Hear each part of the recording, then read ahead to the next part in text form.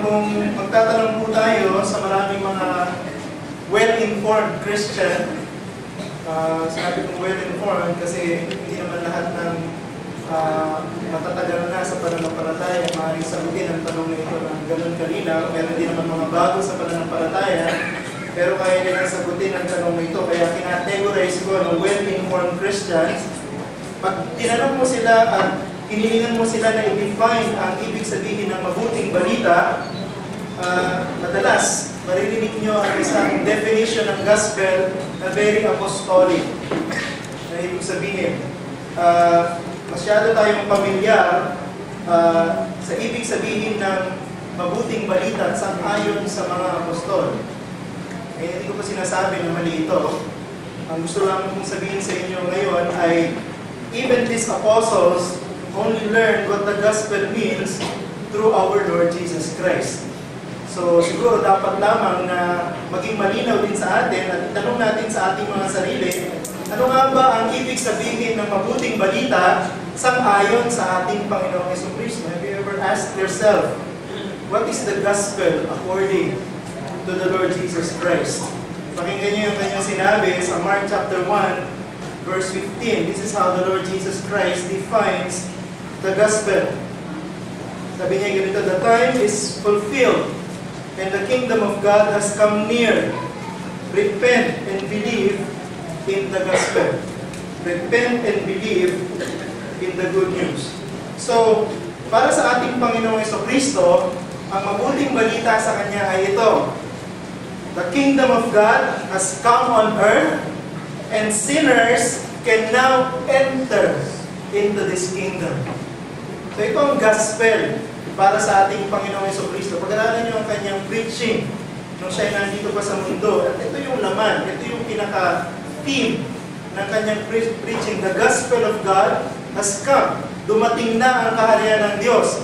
At ang mga makasalanan ay inaanyayahan na pumasok sa loob ng kaharian. Kaya na ginamit dito yung salita o yung preposition na in. Repent and believe in the gospel. Pag pinag-aralan niyo yung preposition na ito sa Greek, yung dating nasa labas, ngayon ay nasa loob.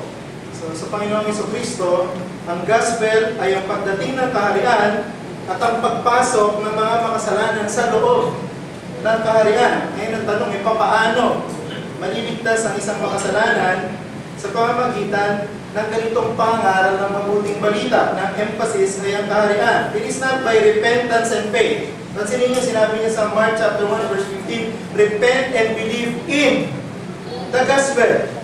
So it is by the good news, by the gospel. In other words, the only way to enter the kingdom of God is through the good news.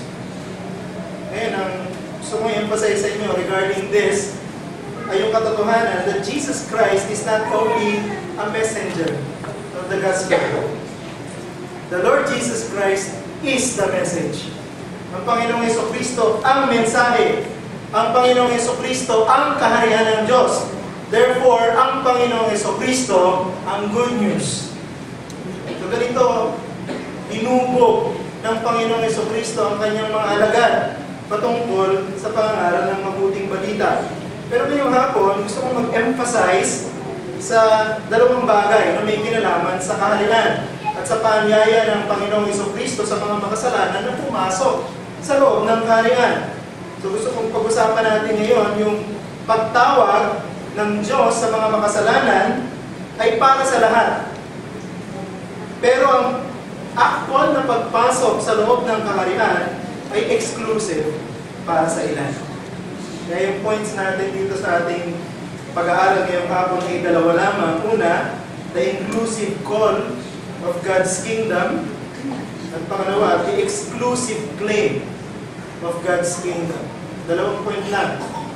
Una, tingnan natin. The inclusive call of God's kingdom. Ang pagtawag, pagpasok sa kaharian ay bukas para sa lahat. Ito pong talinghaga na ito na binasa sa atin kanina ni Coret Pere, katulad ng ibang bahagi ng salita ng Diyos, meron siyang sariling context.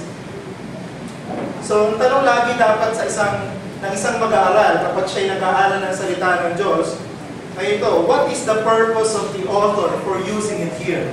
Ano ang dahilan ng sumulat kung bakit niya ginamit itong talinghaga na ito? Ito bang talinghaga na ito ay pwede nating i-interpret in isolation? Ito pong mga tanong na ito ay crucial. Kung hindi natin masasagot ng tama ang mga tanong na ito, magiging mali ang ating interpretation.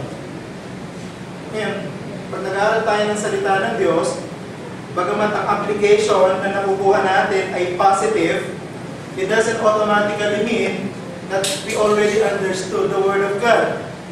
Kahit positive ang ating application na nakuha sa ating pag-aaral, kung ito ay hinango natin sa maling interpretasyon, that is not the Word of God.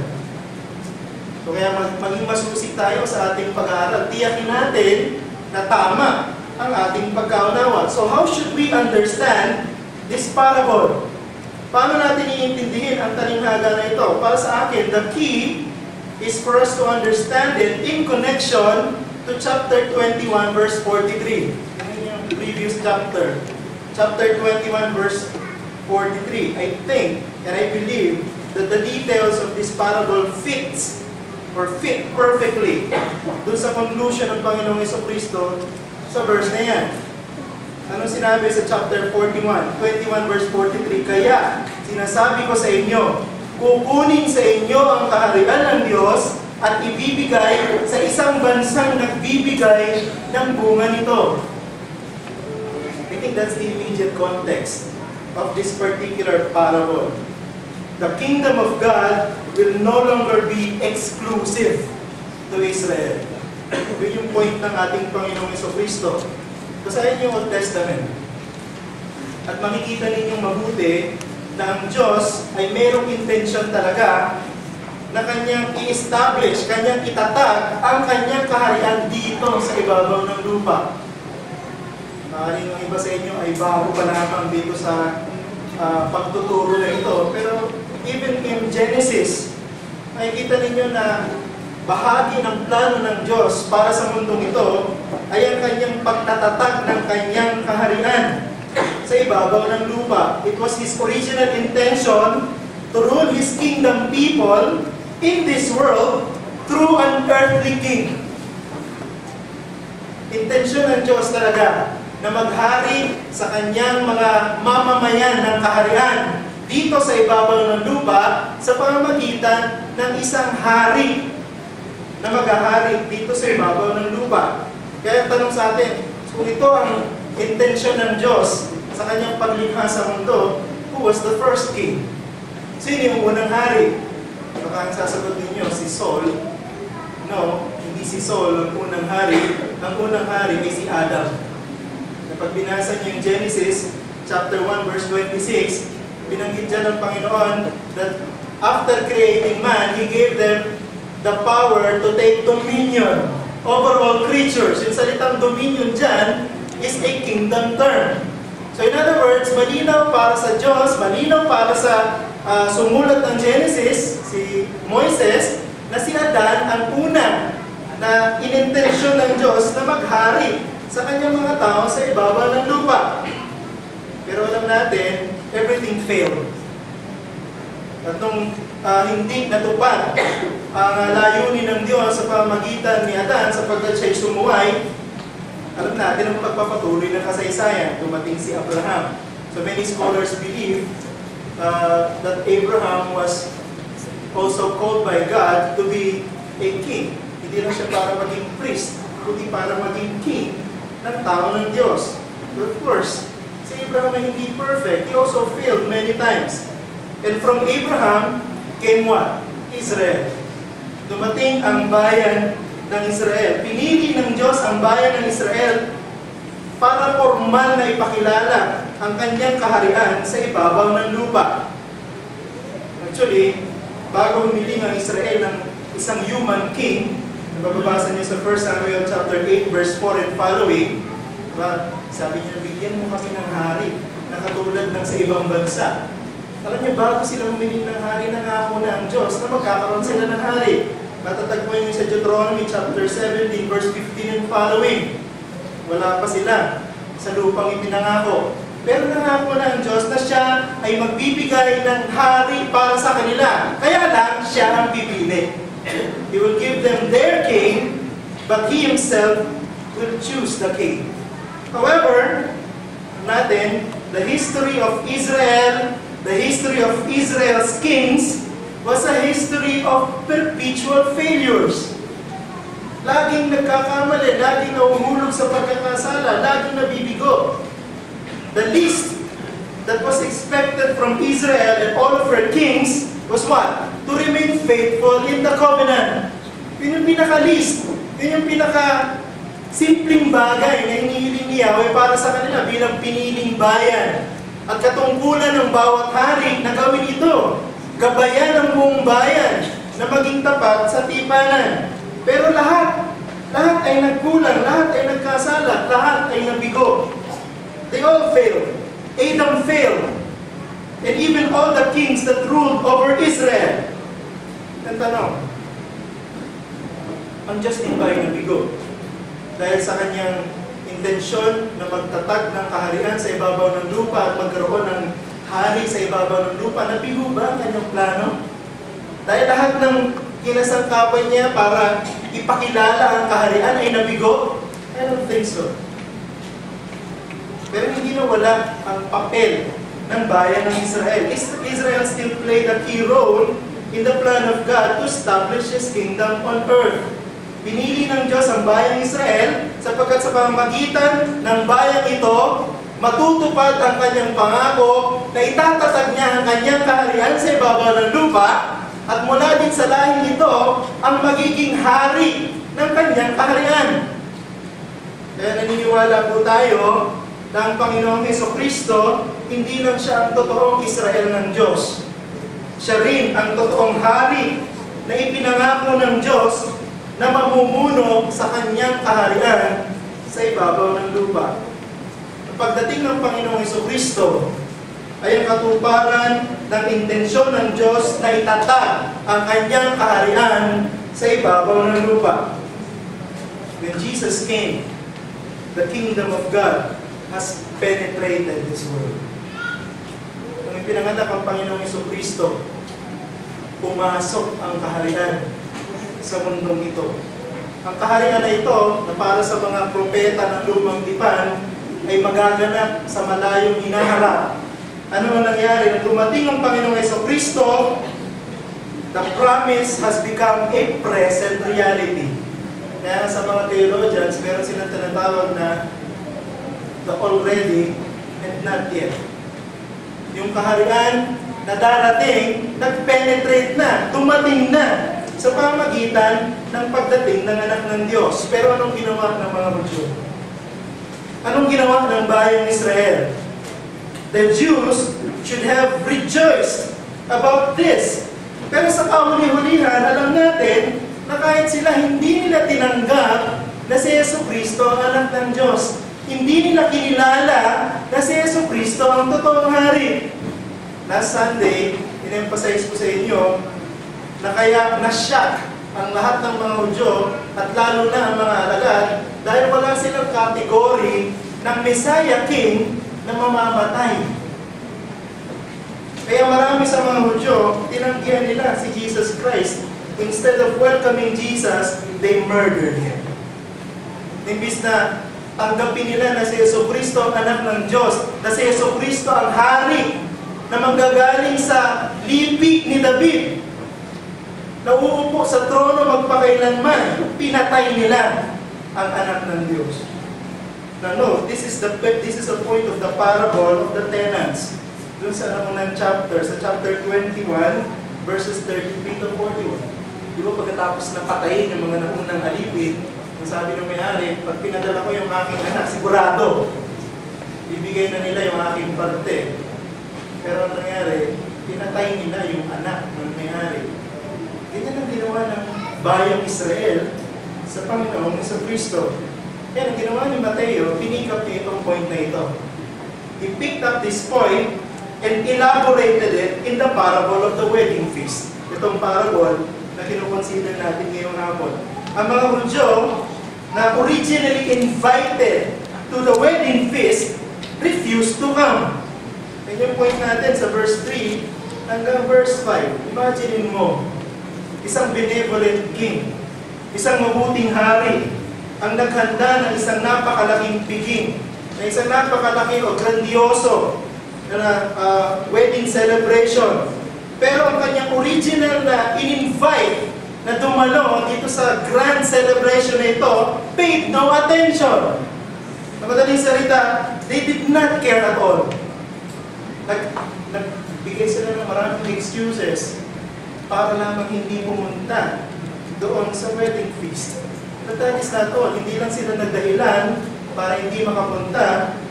Yung iba sa kanila, pinahirapan yung ibang mga alipin na inutusan ng hari, at yung iba ay pinatay nila. Nakita niyo sa verse 6. Pansinin niyo po itong information na ito sa verses 3 to 6 is very similar to how the tenants treated the servants sent by the owner of the vineyard. Doon sa chapter 21, verse 35 to 36. Kaya magkaugnay yung dalawang parable na ito. Meron silang malinaw na isang paksa o tema.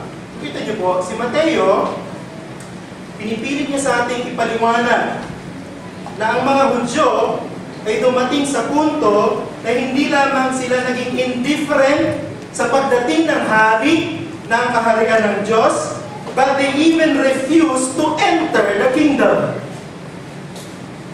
Dumating ang hari, dumating na ang kaharian, pero ayaw nilang kilalanin.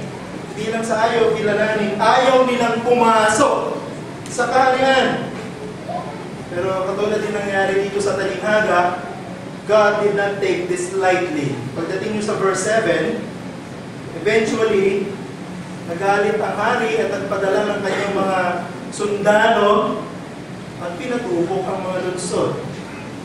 Now, many scholars say na ito kung sinabi sa verse 7, they burned their city, pertains to the destruction of Jerusalem in AD 70. Exactly, ganun na nangyari.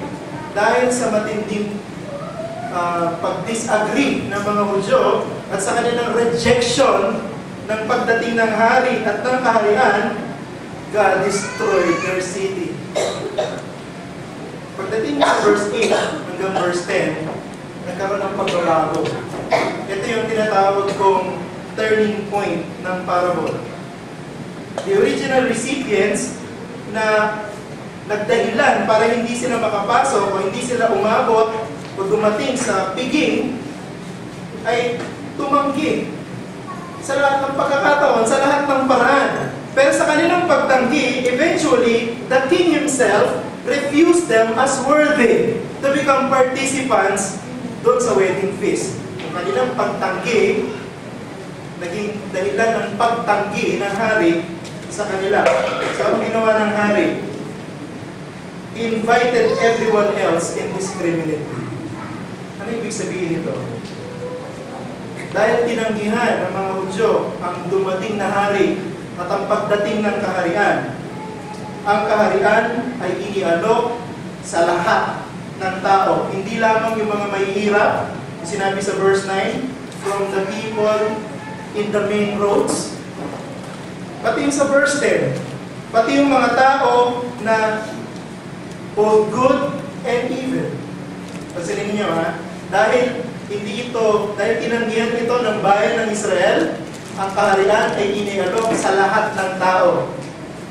So this only means that the kingdom of God is now being offered even to the Gentiles.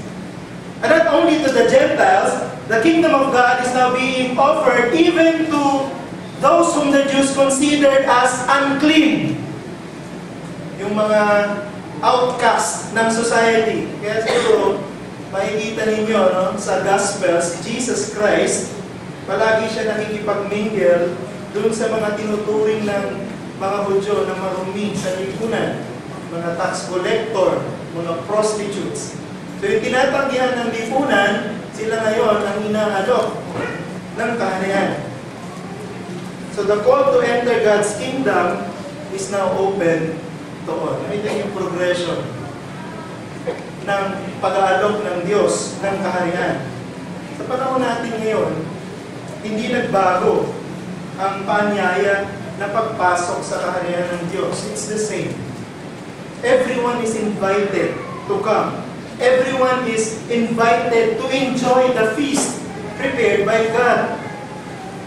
Ang isa sa mga malinaw na Old Testament passage na nagbibigay ng emphasis sa pagiging prestigious ng inaalok ng Diyos pero walang bayad ay ang Isaiah chapter 55 verse 1 and 2. Ano sinasabi doon? Everyone is invited to enjoy food and drinks at no cost. Pagiging yung sinasabi sa ating parable, iniaalok ng Diyos ang kaharian sa lahat ng tao na walang bayad. Libre!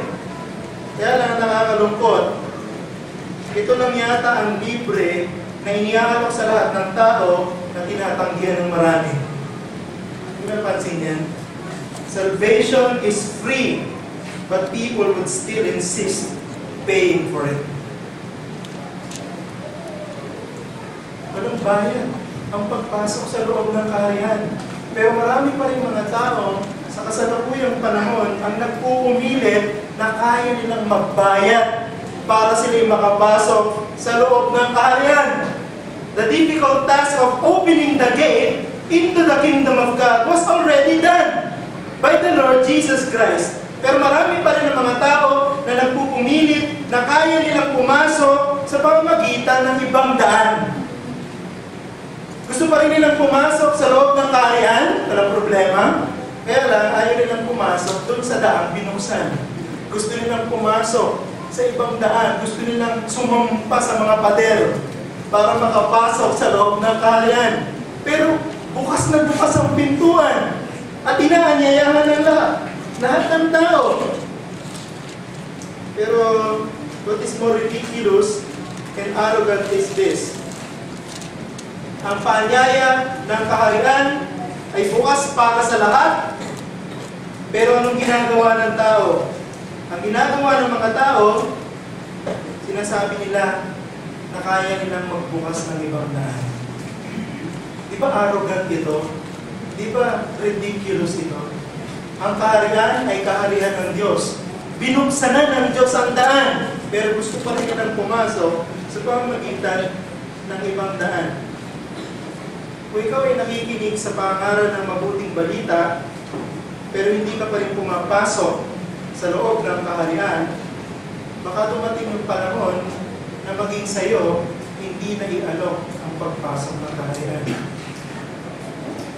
Nakikinig ka sa pangaral, nakikinig ka sa paanyaya, lagi kayong iniimbitahan, pumasok kayo sa loob ng kaharian. Pero ayaw mo pa rin pumasok, tinatanggihan mo. Baka dumating ang panahon sa iyo, kaibigan, na hindi ka na anyayahan at hindi ka na makapasok sa loob ng kaharian. Kung ikaw ay nananatiling nasa labas ng kaharian, maging sa panahon na ito, ang ibig sabihin niyan, isa lang, nagpupumilit ka pa rin na pumasok sa loob ng kaharian sa pamamagitan ng ibang gate, sa pamamagitan ng ibang pintuan. Kaibigan, there's no other gate, there's no other door para makapasok sa loob ng kaharian. There's only one way. There's only one gate. There's only one door. And that is Jesus Christ. Walang ibang daan para makapasok sa kaharian ng Diyos kundi sa pamamagitan ni Jesucristo lamang. Tumanggi ka na lumapit sa Panginoong Jesucristo at tumatanggi ka rin na pumasok sa loob ng kaharian. Tumanggi ka na lumapit kay Jesucristo at tinatanggihan mo rin ang alok ng Diyos na buhay na walang hanggan. Ang kaharian at ang pagtawag sa pagpasok sa kaharian ay bukas para sa lahat ng tao. Pero, hindi lahat ng tao ay makakapasok sa kaharian. That brings me to my second point. The exclusive claim of God's kingdom. Now, the invitation of the gospel is inclusive. Pag sinabi natin inclusive, we offer it to all indiscriminately. Hindi tayo mamimili. Lalaki, babae, bata, kung ano man ang pinanggalingan mong antas ng lipunan, ipinag-aralan ka man o wala, inaalok sa iyo ang kaharian, inaalok sa iyo ang mabuting balita. but not everyone will be saved. I think ito yung point ng Panginoong Jesucristo doon sa verse 14 ng passage natin. Sapagkat marami ang tinawag, ngunit kakaunti ang pinili. Dito pa na makikita mo na, kaibigan, na ang una talagang malinaw na nagtuturo ng doctrine of election is not the apostles, but Jesus Christ.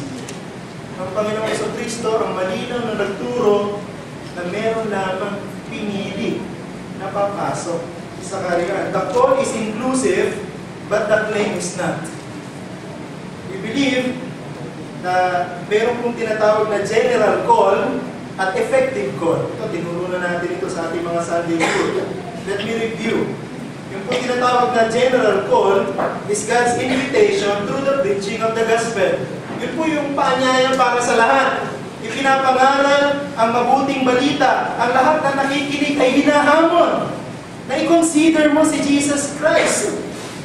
Ngayon, ang Panginoon ay nabuutos sa lahat ng tao na sila ay magsisi. Anong sabi sa Acts chapter 17, verse 30? God is now commanding all people everywhere to repent.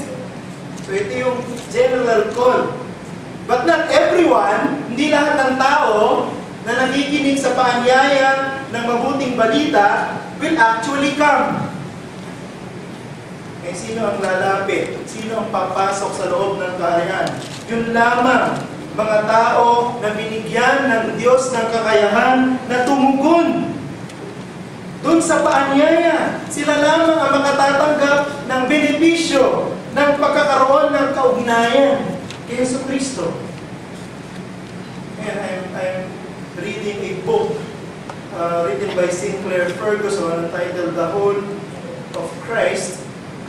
At ang isa sa mga kinaklarify niya dito sa book na ito, many teachers, maraming mga nagtuturo ng Biblia sa kasalukuyang panahon, ang kanilang paanyaya ng Ebanghelyo, ikaw ay maliligtas kung ikaw ay mananampalataya. Hindi po natin sinasabi na walang papel ang pananampalataya, pero ang kaligtasan ay hindi dahil nanampalataya ka.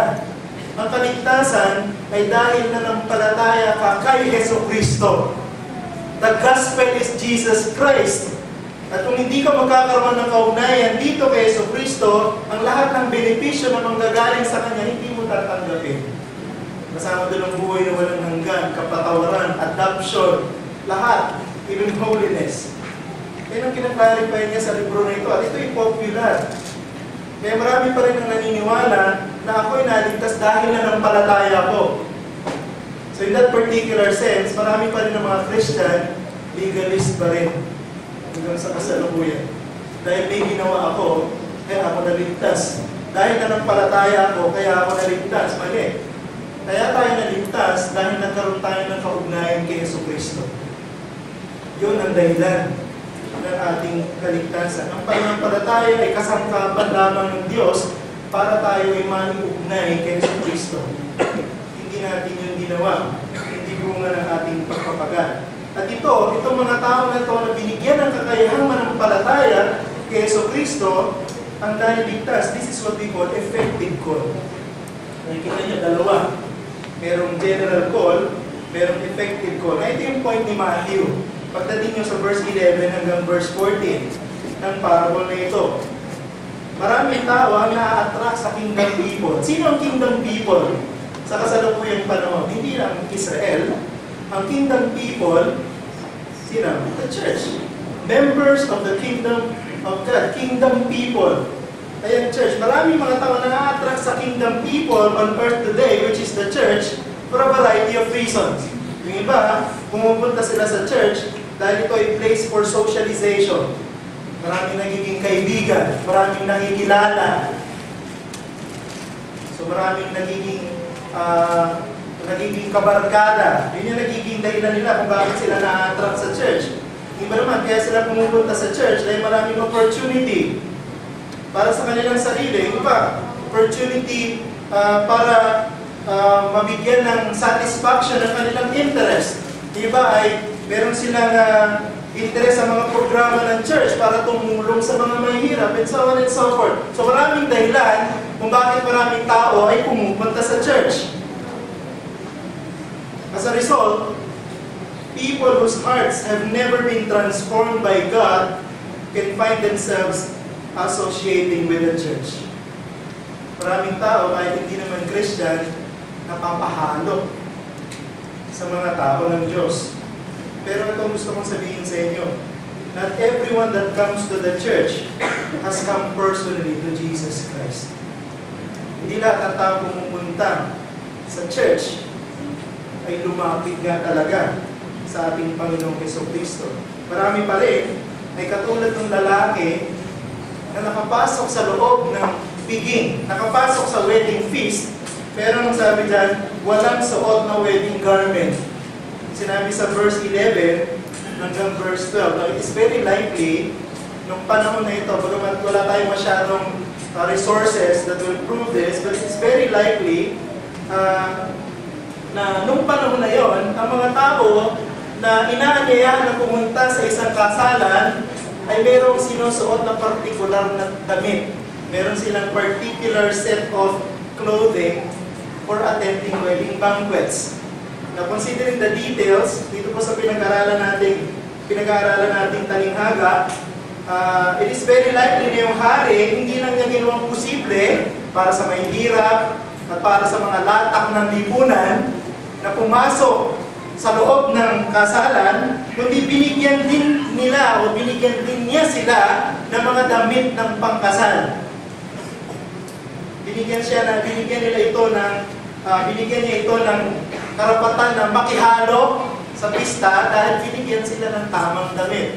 Ito pong pagbibigay ng tamang damit o pagbibigay ng tamang kasuotan ay hindi po unusual sa Bible. Maraming verses sa Old Testament, kahit sa New Testament, masyadong marami para banggitin ko ngayon, na nagpapakita sa atin na ang pagbibigay ng espesyal na damit para sa mga taong dadalo sa kasalan ay isang old Jewish tradition.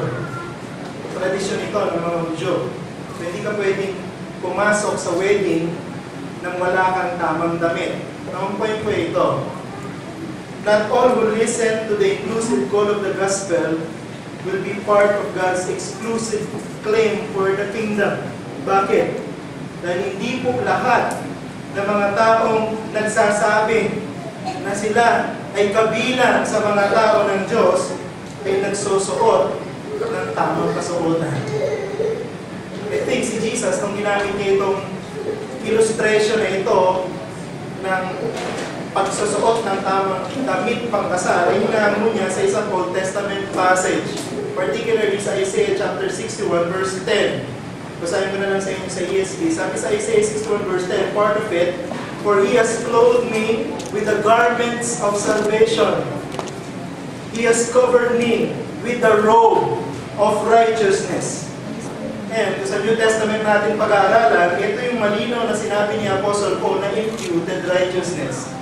Ano yung isang verse na malinaw na nagtuturo ng katuwirang ating tinanggap mula sa iba, particular mula sa Panginoong Jesucristo? Philippians chapter 3 verse 9. Pakinggan niyo yung sinasabi ni Apostle Paul. "And be found in Him, not having a righteousness of my own from the law, but one that is through faith in Christ, the righteousness from God based on faith." So, makikita niyo yung dalawang klase ng kasuotan. Merong kasuotan na sinusuot ng isang tao na bunga ng kanyang pagsunod sa kautusan. Meron namang kasuotan na tinatanggap ng isang tao mula sa Panginoong Jesucristo dahil sa kanyang kaugnayan sa Kanya, bunga ng kanyang pananampalataya. Ang ibig lang sabihin nito, no one can approach God and be accepted on His own terms. Walang sino mang tao ang pwedeng tanggapin sa kaharian ng Diyos base sa kanyang sariling paraan. Kailangan meron kang tanggapin mula sa Diyos bago kanyang kilalanin. In other words, you would like to enjoy the benefits of the kingdom but refuse to be identified with the king. Ito yung sinasabing lalaki dyan. Nakapasok siya sa loob ng wedding feast. He identifies with himself with the people in the feast and even with the king. Siyempre, biging ng hari yun para sa kanyang anak. Pero, wala siyang kasuotan. Alam niyo, nakakalungkot, pero itong katotohanan na to, nakikita pa rin natin nangyayari ngayon. Marami nagpo-profess that they belong to Christ and His kingdom, but behaves as enemies of the King and the kingdom. Maraming ang mukha ay mukhang Kristiyano. Ang kanilang pagsasalita ay pagsasalita ng mga Kristiyano. Kabisado ang Biblia. Dumadalo sa maraming gawain ng church. Maraming iba'y naging member ng church, pero ang totoo, sila'y kaaway ng hari at kaaway ng kaharian. Pero alam nyo, ibigyan ko kayo ng babala. Katulad ng ginawa ng hari sa talinghaga, God will not tolerate such rudeness. Hindi hahayaan ng Diyos na manatili ng ganitong klase ng kayabangan. Today, God rejects those who are faking their membership to the kingdom by way of church discipline. Pwede makapasok sa loob ng church, pero hindi naman pala totoong Christian. Pero manabalitaan niyo ito, pero meron isang naging sensational na news last week lang, or during the Holy Week season, na isang Christian, ang pangalan niya ay si Hank Paingraft. Siya ay isang radio broadcaster na nakilala sa pangalan The Bible Answer Man. At ang kanyang radio program aired in the United States for more than 20 years. Bible Answer Man. Pero alam nyo, noong April 9, if I'm not mistaken, he converted to the Greek Orthodox Church.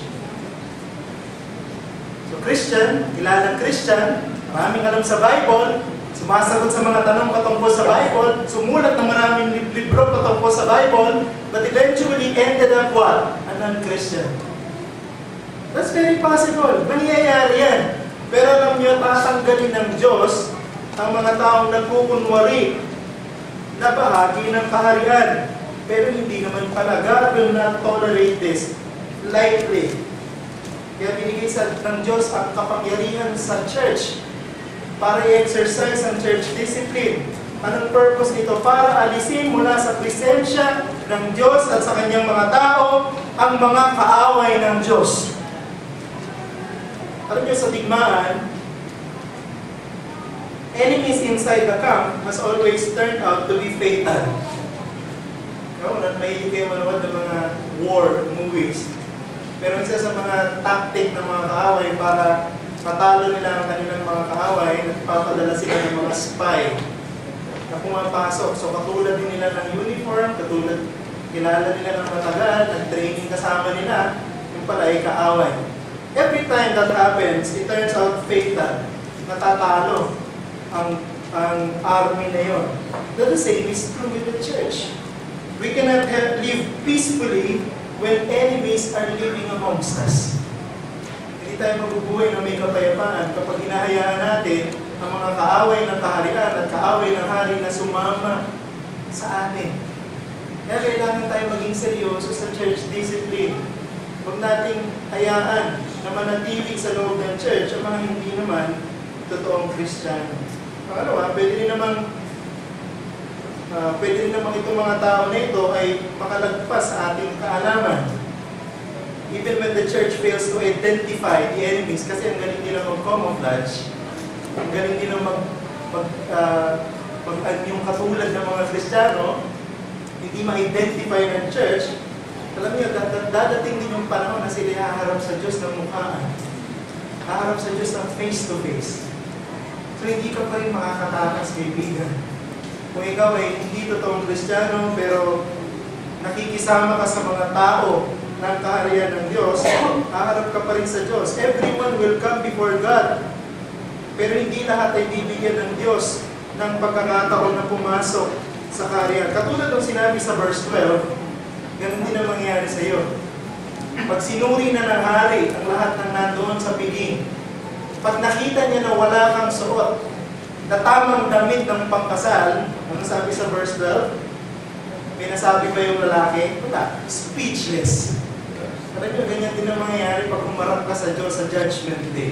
You will be speechless. Wala kang masasabi para i-defend ang sarili mo. You will not you will not be acquitted anymore. Bakit? Sapagkat ang sasabihin lang ng Diyos sa panahon na yon ay bawang katotohanan. Sabi nung sa parable, ang ginawa ng hari, pinatali, kamay at pinatapon doon sa labas kung saan merong kadiliman, merong weeping and gnashing of teeth. Ano ibig sabihin niya? Eternal punishment. Ganun ang gagawin ng Diyos. Makakatakas naman sa church, pero hindi ka makakatakas sa Diyos dahil alam ng Diyos kung sino ang sa Kanya. Tatapon ka niya sa impyerno pag dumating ang pagkakataon. Kaibigan, maaaring ang confession mo ay Doctrines of Grace. Makakabisado mo yung 1689, London Baptist Confession of Faith. Alam mo yung mga verses sa Bible. Alam mo yung gospel at ang details nito. Pero ang totoo, unfamiliar ka sa totoong epekto ng ebanghelyo nito. Pwede mangyari yun. Alam mo yung gospel, alam mo yung doctrines, pero walang epekto sa iyo dahil hindi ka naligtas. So do not be like this man na nung siya ay nahuli, nasurpresa siya. At ang kanyang regret later turned into anger. Bakit? Sapagkat hindi siya hinayang manatili sa loob ng kaharian. Alam mo kaibigan, may kinakausap ako dito na hindi pa rin pumapasok sa loob ng kaharian, nananatiling nasa labas. Isa lang ang paraan para mapawi kung matakasan mo ang puot ng hari. Isa lang ang paraan para matakasan mo ang parusa ng hari. At yun ay ang pagtakbo. Tumakbo ka ng matulin. Tumakbo ka ng matulin patungo kay Jesucristo. At magpakaawa ka sa Kanya na ibigay niya sa iyo ang damit ng katuwiran. Dahil kung hindi ka niya bibigyan ng damit ng katuwiran, mananatili kang hubad sa harapan ng Diyos at hindi ka niya tatanggapin sa loob ng kanyang bayan. Magmakaawa ka, kaibigan. Huwag kang magkunwari. Huwag kang magbalat kayo. Magmakaawa ka sa Panginoong Jesucristo habang may panahon ka pa. Dahil pag uli ng lahat, hindi kami malulungkot para sa iyo. Pag dumating ang church sa huling pag-uupong at natuklasan kung sino ang nagbabalat kayo, hindi kami malulungkot para sa iyo. Matutuwa kami para sa hustisya ng Diyos sa pagpaparusa para sa iyo. Ngayon, wala pa tayo. Sa panahon na yun, magsisi ka at lumapit ka sa Panginoon Jesucristo. Siya lang ang paraan para ikaw ay makapasok sa loob ng bahay. Manalangin po tayo. Aming Ama, nagpapasalamat